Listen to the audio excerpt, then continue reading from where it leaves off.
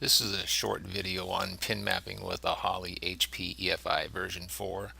We're going to be adding a second fuel pump.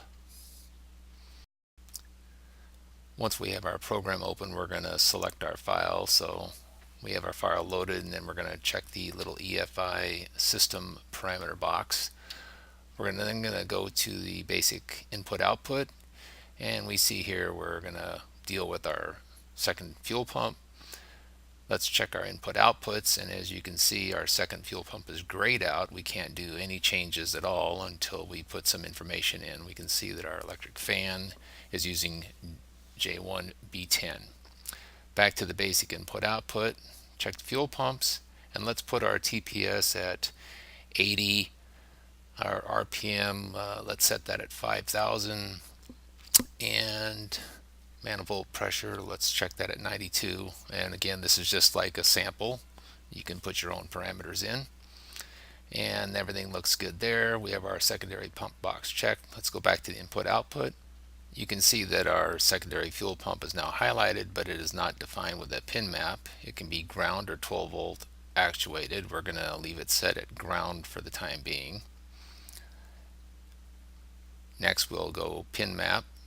We'll move our box over just a bit, and we're going to select the view outputs, and you can see that it is now in an unassigned output area, and we need to move the secondary fan to free up that ground space. You can see that B10 is already being used, so we will left click and hold and drag that up into the unassigned output box and let go. We will then left click and drag our secondary fuel pump and replace it where the fan was. You can now see that the ECU pin is identified as J1B3 ground. Let's go back to basic input output. We can see that our parameters are still there that we entered, and we'll save this file. Now let's say that we want to change it to a 12 volt actuated. Well, let's go back and let's select 12 volts. Now we get the message that it can't use a 12 volt, and we have to change this, which is simple enough. So let's retrace some steps. Let's go back to our pin map, move our box a little bit so we can see what's going on, view the outputs again, and this time let's take our second pump and move it back to the unassigned output port, and then we say OK. Now we have to go back and define it as a 12 volt signal.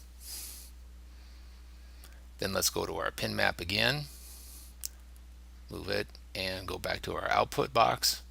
Now our secondary fuel pump is marked with an H for high or 12 volts, and we're going to left click and drag that to the B11 box.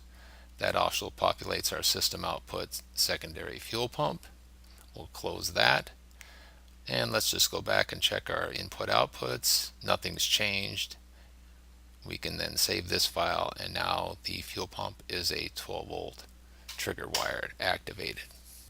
Visit Holley at www.holley.com or visit the forums at forums.holley.com.